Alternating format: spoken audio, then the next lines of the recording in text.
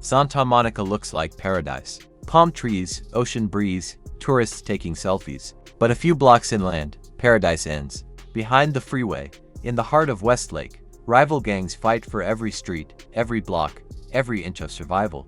Blood has been spilled, lives shattered, and the city's finest have struggled to contain the chaos. This isn't just another gang story, it's the war that turned a neighborhood into a battlefield.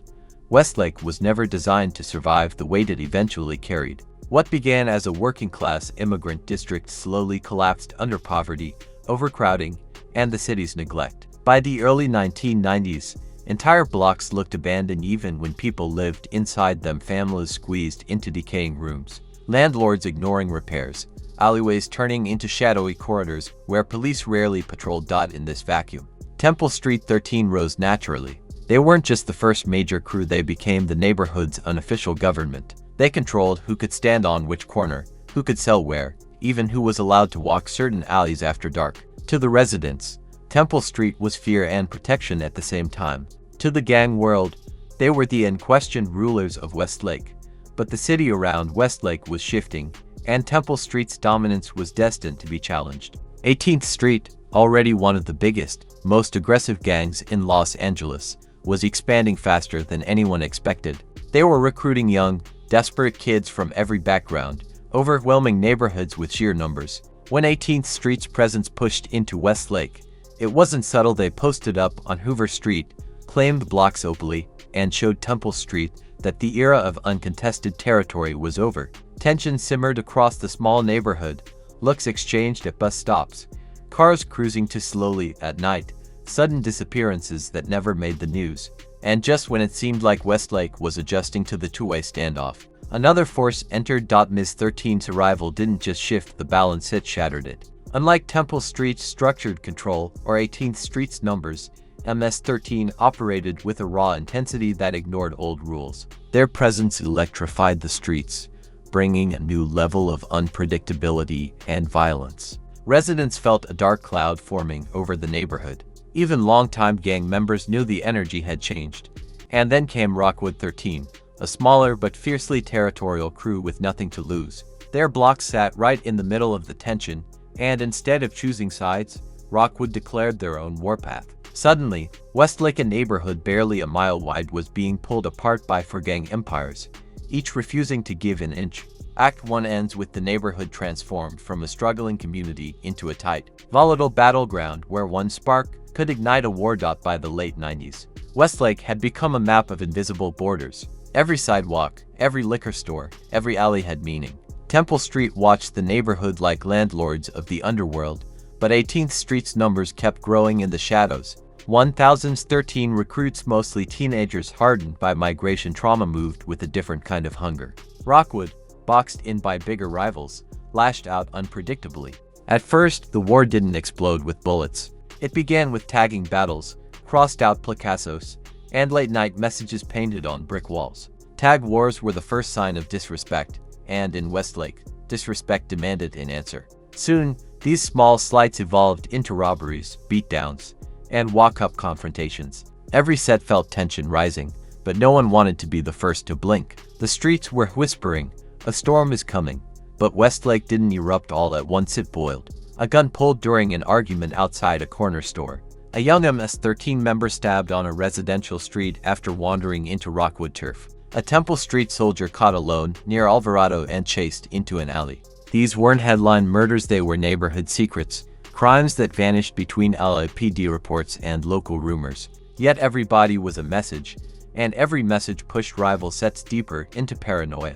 18th Street accused Temple Street of moving in silence. Temple Street blamed MS-13 for every hit. Rockwood, squeezed between three giants, started attacking anyone who stepped near their blocks. What had once been political maneuvering turned personal. Old friendships broke, families stopped crossing certain streets, and the neighborhood shifted into a permanent state of alert. By 2002, Westlake was no longer a neighborhood at all, it was a war map. Patrol cars circled with lights off. Apartment windows were boarded up. Residents walked fast, eyes down, pretending not to notice the new rifles being passed around in the alleys. The gangs began preparing not for fights but for war. Temple Street organized tighter patrols. 18th Street brought in reinforcements from other cliques like they were mobilizing an army. 1,000 to 13 members held backyard meetings, sharpening their ranks with soldiers who had seen real conflict back in Central America. Rockwood, aggressive, cornered, and underestimated, decided they were done taking losses. Westlake felt charged, like electricity bouncing between four power lines waiting to snap. ACT2 ends with everybody armed, everybody paranoid, everybody ready. The war wasn't coming. It had already begun. Every war has a moment when tension stops being pressure and becomes fire. In Westlake, that moment started with a simple, stupid encounter: wrong look, a wrong block, a wrong time. A young Temple Street member was walking along Whitmer when an 18th Street car rolled past. Words were exchanged. Signs were thrown. No one expected it to turn violent, but one of the passengers jumped out, pistol in hand. A single shot cracked through the neighborhood and the kid collapsed on the pavement, bleeding out, before he even understood what happened. The news never covered it. LAPD wrote it off as gang-related violence. But on the street, it was an act of war. Temple Street put out the word. No more warnings. No more passes. The retaliation hit fast. Temple Street struck first, catching two 18th Street members outside an apartment building and unloading with zero hesitation. Within days, MS-13 joined the chaos not out of loyalty, but opportunity. They targeted a Temple Street hangout on 6th Street, claiming they were preventing a takeover. Rockwood 13, caught between all sides, decided to make their own statement. A drive-by on Alvarado, hitting whoever wore the wrong colors. Westlake began to echo with gunshots night after night, corner after corner. Residents whispered that the gangs weren't even shooting at enemies anymore. They were shooting at shadows, at fear, at anyone who crossed the wrong line. Retaliations weren't counted in numbers, they were counted in nights without sleep, funerals, boarded windows, and blood on sidewalks. The morning street sweepers pretended not to see. By the mid-2000s, Westlake wasn't recognizable. What started as isolated sparks had become a four-way urban war, the kind usually reserved for movies, not a one-square-mile neighborhood. Drive-bys turned into walk-ups. Walk-ups turned into ambushes. Ambushes turned into calculated hunts. Gunmen waited behind dumpsters, inside stairwells, on rooftops overlooking rival turf. LAPD flooded the area, but the presence of patrol cars didn't stop anything, it only pushed it deeper into the alleys. Kids stopped playing outside. Mothers kept their curtains closed even during the day. The sound of helicopters became as routine as bus engines. Act 3 ends with Westlake officially broken, for gangs fighting for separate wars on the same tiny patch of LA, each convinced they were the rightful kings of a kingdom slowly burning to ashes. By the late 2000s, Westlake had crossed a line it could never return from. The shootings were no longer reactions, they were strategy. Temple Street wanted to reclaim control of the neighborhood they once ruled. 18th Street wanted to swallow Westlake whole and erase any resistance. MS-13 had transformed into a machine of fear, operating with the kind of brutality other gangs couldn't match. Rockwood, the smallest of the four, made themselves impossible to ignore by hitting targets far outside their size. Nights were the worst. Gunfire rolled across the neighborhood like thunder. Cars with no headlights cruised slowly through narrow streets. Taggers moved at dawn, marking fresh kill zones. Police scanners buzzed nonstop, but officers could only respond, they couldn't stop the momentum. Westlake wasn't dangerous anymore. It was lawless. Every gang war has a moment where casualties aren't just numbers, they're symbols. In Westlake, that came through a series of brutal, high-profile killings that shocked even hardened veterans. An 18th Street veteran found ambushed outside a laundromat, hit with precision shots from two angles, street execution style. A Temple Street member gunned down in a crowded market, bullets flying as vendors dove behind crates of fruit. An MS-13 soldier stalked through an alley behind Rockwood turf, beaten, stabbed, then left as a warning. Retaliation became ritual. One murder didn't equal one response, it triggered 5. The cycle tightened like a noose. Even gang members who survived attacks walked around looking over their shoulders, knowing they were already marked for the next round. The violence wasn't personal anymore. It had become mathematical: kill or be killed. By 2010, the constant killings forced the LAPD to shift their entire strategy. Westlake became a priority zone.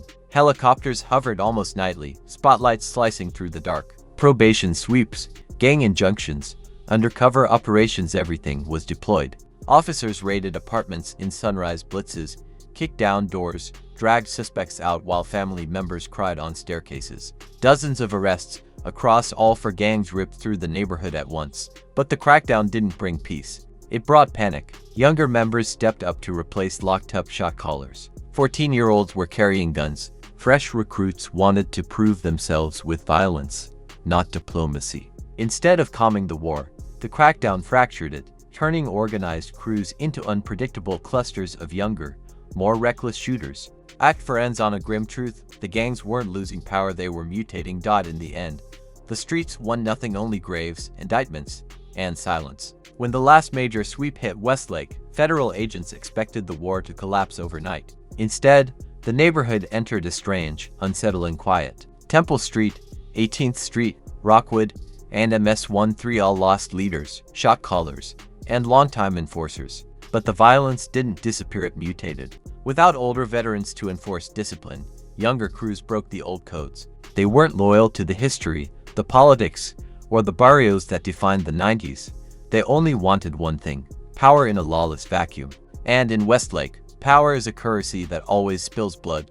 The community felt the ghosts first. Shop owners who had survived decades of extortion said the new generation was unpredictable, braver, but also more desperate. Mothers who lost sons in the early wars now feared losing their grandsons to new ones. Schools began locking gates earlier. Street vendors formed walking groups to avoid nighttime robberies. Even with the gangs fractured, the neighborhood still lived in their shadow. Violence shrank, but it never left. It simply learned to hide behind apartment walls and alleyways that had seen too many bodies already. But the strangest part of the aftermath wasn't fear, it was memory.